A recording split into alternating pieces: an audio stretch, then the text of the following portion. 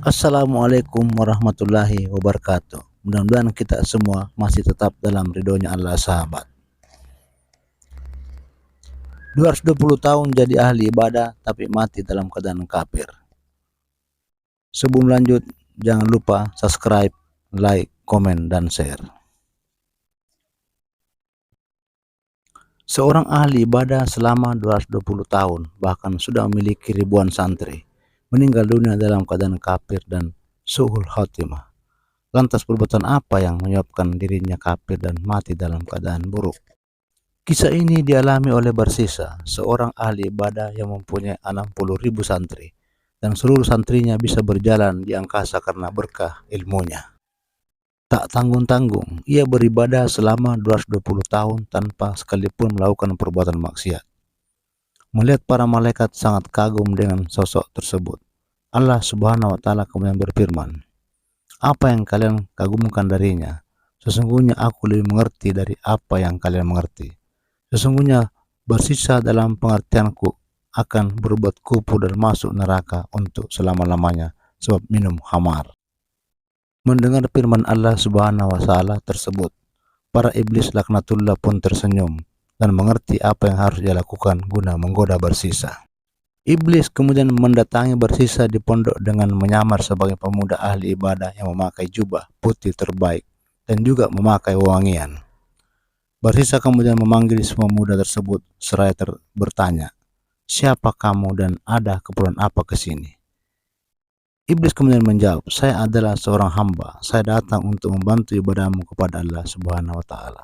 Barang siapa yang ingin beribadah kepada Allah, maka cukuplah Allah sebagai pemiliknya," jawab Barsisa. Iblis itikaf dan kemudian beribadah di masjid selama 3 hari 3 malam tanpa makan dan tidur. Melihat ibadahnya yang seperti itu, Barsisa takjub, saya berkata, "Saya beribadah kepada Allah selama kurang lebih 220 tahun, namun tidak pernah mengerjakan seperti apa yang kamu kerjakan." Kemudian iblis berkata, "Aku telah berbuat dosa. Oleh sebab itu, aku terus mengingatnya agar rasa kantuk, lelah, dan laparku hilang." Kemudian Barsisa bertanya, "Bagaimana caranya agar aku bisa seperti engkau?" Kemudian iblis menjawab, "Pergi dan berbuat maksiatlah kepada Allah Subhanahu wa Ta'ala. Kemudian cepat-cepat bertobatlah, karena Allah Maha Pemberi Ampun." Barsisa lanjut bertanya, "Apa yang harus aku lakukan?" Iblis lalu menjawab dengan lantang, "Zina." Barsisa berkata, "Itu perbuatan terlarang. Aku tidak akan melakukan perbuatan keji itu." Iblis lalu berkata lagi, "Bunuh orang mukmin." Barsisa menjawab tegas, "Aku tidak akan melakukan itu." Tak mau kalah, lalu iblis berkata lagi, "Minum khamar yang memabukkan, karena ini adalah yang paling ringan dan Allah akan mudah mengampunimu." Barsisa kemudian berkata, "Minum minuman yang memabukkan juga sebuah larangan." Iblis kemudian berkata kembali, "Minum sedikit saja dan jangan sampai engkau mabuk." Mulai lulu dengan bujuk rayu iblis, Barsisa lanjut bertanya kembali, "Di mana aku akan melakukannya?" Iblis menjawab, "Pergilah ke desa ini." Barsisa kemudian segera pergi menuju tempat yang disebutkan oleh pemuda ahli ibadah. Di tempat tersebut ia melihat sebuah warung yang menjual minuman keras. Barsisa kemudian memesan dan menegak 1 gelas. Karena sebelumnya belum pernah minum, ia langsung setengah mabuk, ketagihan dan minta tambah lagi hingga mabuk parah. Melihat penjual warung bertubuh langsing dan cantik, Barsisa lalu berbuat zina. Setelah berbuat zina, Barsisa membunuh perempuan tersebut karena takut apa yang diperbuatnya akan diketahui orang. Dalam keadaan seperti itu, iblis menyamar sebagai seorang perempuan penjual minuman dan melaporkan kejadian tersebut kepada hakim dan masyarakat.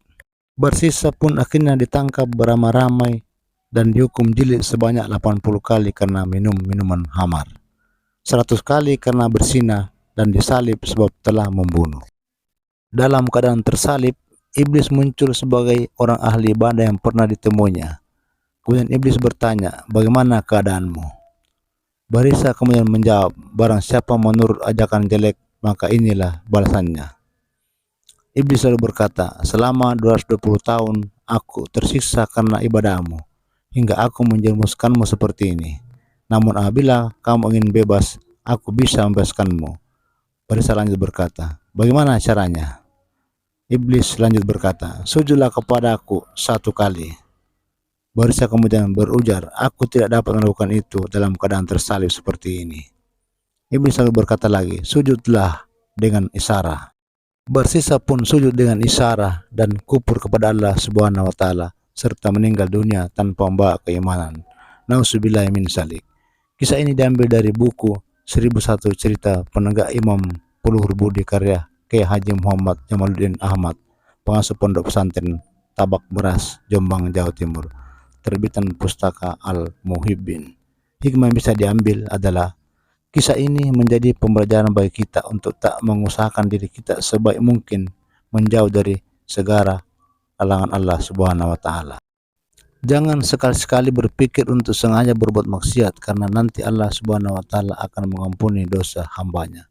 Sebab kita tidak tahu apakah setelah melakukannya kita masih diberikan kesempatan bertaubat atau tidak.